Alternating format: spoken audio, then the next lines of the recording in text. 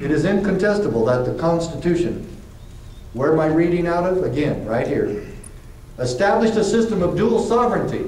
Although the states surrendered, and he's wrong here, he says many, it should say some, of their powers to the new federal government, they retained a residuary and inviolable sovereignty. Do you know if Arizona was really sovereign, we would own and control our own land, which 85% is now controlled or owned by the federal government? My county, where I was sheriff, Graham County, Arizona, is 95% owned by the federal government. Oh yeah, we're real sovereign, aren't we? We're not sovereign. We're supposed to be sovereign. We retain the sovereignty. It has been stolen from us just like our land, and Arizona should not even be called Arizona. We are federal enclave number 48. That's it. We're nothing more than a federal enclave. Utah was federal enclave number 47. Oregon, federal enclave number 33. They're 53% owned. Man, they almost own half of their state. New Hampshire, 2% owned by the federal government. That's what we all should be. It's time to take back our land. Do you know that Utah is actually trying to take back their land by using the principle of eminent domain? There's some state sovereignty for you there. Next one. Now, remember, all of this is from the decision. Residual state sovereignty was also implicit, of course, in the Constitution's conferral upon Congress of not all governmental powers. Boy, there's a revelation for you. But he corrects what he said earlier, when he said many, remember? He says, but only discrete enumerated ones. That's not many. They're very few and limited, which implication was rendered express by the 10th Amendment. Now let's read this 10th Amendment so we understand it. The powers of not delegated to the United States by the Constitution are reserved to the states, respectively, or to the people. We took out, I just left one out because I don't get that, nor prohibited by it to the states. That doesn't change the meaning of this at all. I get it a lot better when I leave that part out. It doesn't change it at all. The powers not delegated to the federal government by the Constitution, all of those other powers are retained by the states or the people. All of them. So if the federal government wants to be creative and wants to expand their own power because you people are so inept that you can't even control your own health care. And so the federal government, being smarter than the founding fathers and knowing how to take care of people and run government more than the founders, man, oh man, that's a heck of a statement to say, isn't it? Nancy Pelosi, Harry Reid, Bob the Boxer, and all these are smarter than the founding fathers? Well, I didn't make that up. They keep trying to convince us that they are. But you're so inept, we've got to come in and step in and save you people because you don't know how to run your own health care, don't know how to pay your own doctors. Jeez, you're stupid. And so, of course, the government has to take care of you. And so now they're going to run their own health care. Where do you think that's going to be enforced? In your states and counties. And so somebody here in Wisconsin is going to have to go along. And they're going to have to violate the principle of state sovereignty to do it. Because the 10th Amendment tells this to every federal employee since George Washington was president. And it says this, that just in case you think we forgot something, you can't do that either. Because you're limited. And the Constitution was written specifically to limit what you can not or can do. You can't do these things outside Article 1, Section 8. Now, Article 1, Section 8 tells the federal government, these are your enumerated, limited powers. How many powers were delegated to the federal government within Article 1, Section 8? Law enforcement powers. Treason. Counterfeiting, felonies committed on the high seas, and crimes against nations or crimes against treaties. That would be very seldom. Don't you wish the FBI would investigate treason? Boy, would they be busy in Washington, D.C. They'd never get out of D.C., would they? That'd be the first time we would say, man, get those guys some help. Man. Next one.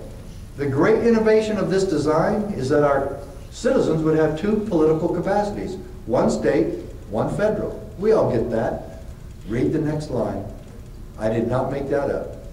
Each protected from incursion by the other. So, an incursion is an entry or a trespass. So who's supposed to protect you from incursions of the federal government? The state. It says it in black and white, or gold, gray, whatever you want to call it. But it's right here. And if you think I made any of this up, look the case up and study it for yourself. Go to the Supreme Court, type in this. You can actually just Google this case and it'll come up all over the place. The one I liked the best was Cornell University's review of this case. It shows what every judge said on this case. And we're going to see some of that as well as we go along here. Next one.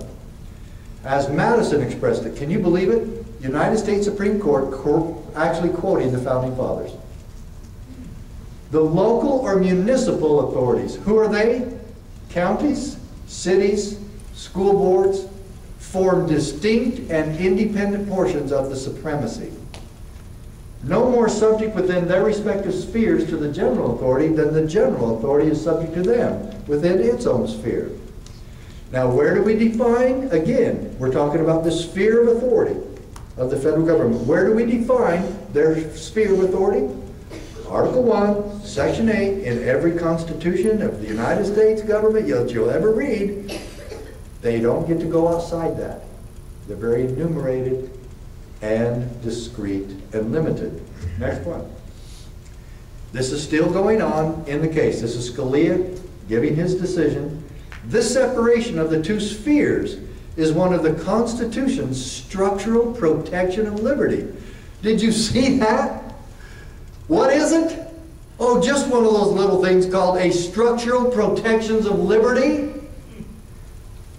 Just as the separation and independence of the coordinate branches of the federal government serve to prevent the accumulation of excessive power in any one branch, a healthy balance of power between the states and the federal government will reduce the risk of tyranny and abuse from either front. Folks, when you came to this meeting tonight, did you want to know how and learn how to reduce the risk of tyranny and abuse from the federal government? We just saw the answer. It's called state sovereignty, the old SS solution. If you lose state sovereignty, if you lose your sheriff to this politically correct movement, we're done. Okay? We're done. America is dying. We are the generation watching her die. We have it within our power to awake her, to revive her, but it's going to take serious CPR, and we've got a lot of work, because this CPR is called constitutional principle resuscitation. And we better get moving, because she doesn't have much time left. You can only stay on life support so long.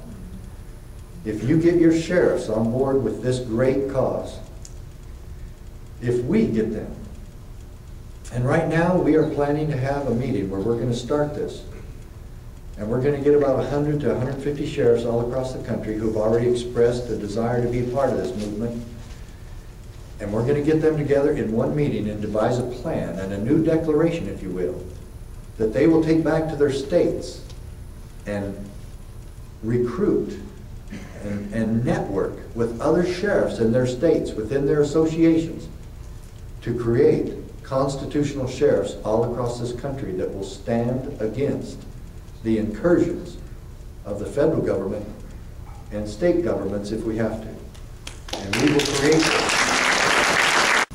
this whole thing answers the solution and answers the question, where do we turn?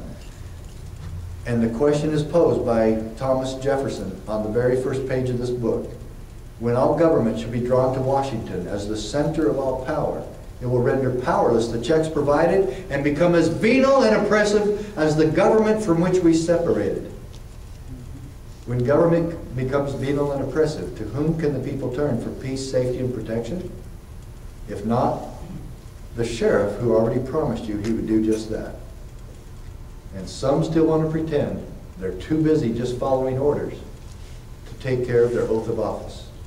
Let me remind all throughout this country and those here tonight that keeping your job will never be more important than keeping your oath. Next one. Hence, a double security arises to the rights of the people. The different governments will control each other at the same time that each will be controlled by itself. Any question that the federal government is not going to control itself? So who's supposed to do it? The different governments. I would say Wisconsin has a lot more to do and should be way too busy protecting us from the feds than to go after farmers selling milk. There's really not time for that right now. We've got to stop some very serious crimes going on in Washington, D.C. that they're trying to perpetrate out here in Wisconsin and other places in our country. And the first and foremost that comes to mind is nationalized communistic health care, otherwise known as Obamacare. Next one. Next one. The power of the federal government would be augmented immeasurably if it were able to impress to its service, and at no cost to itself, the police officers of the 50 states. They can't do it, can they? They'll keep trying, though, I promise. If not with money, or orders of arrest, or whatever else. Next one. Next one. This book has all this in it about the Commerce Clause, and next one, about the Supremacy Clause, and next one, look at that. The federal government, we held, may not compel the states to enact or administer a federal regulatory program. Does the state of Wisconsin have to enforce or administer Obamacare? No. Don't you wish your state legislature knew that? Don't you wish your county commissioners knew that? They don't have to pay into it. They don't have to pay a dime into it. And they're going to tell them to. I guarantee you they're going to tell your state to put money into this. And while we're playing this money game, you know, if your state starts standing against the federal government's going to cut off funds to your state. And you know what you're supposed to say then? Hallelujah, thank the Lord. Yeah.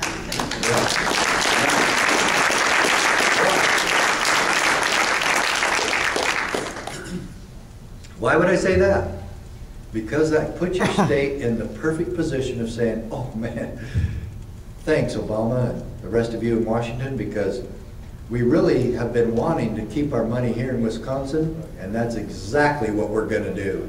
We're not sending any more money to Washington. And you know the Oklahoma, I spoke at their state legislature back in December, and they're actually considering passing a law, you want to talk about state sovereignty, that they will collect all federal taxes within the state and send to D.C. what they think they need.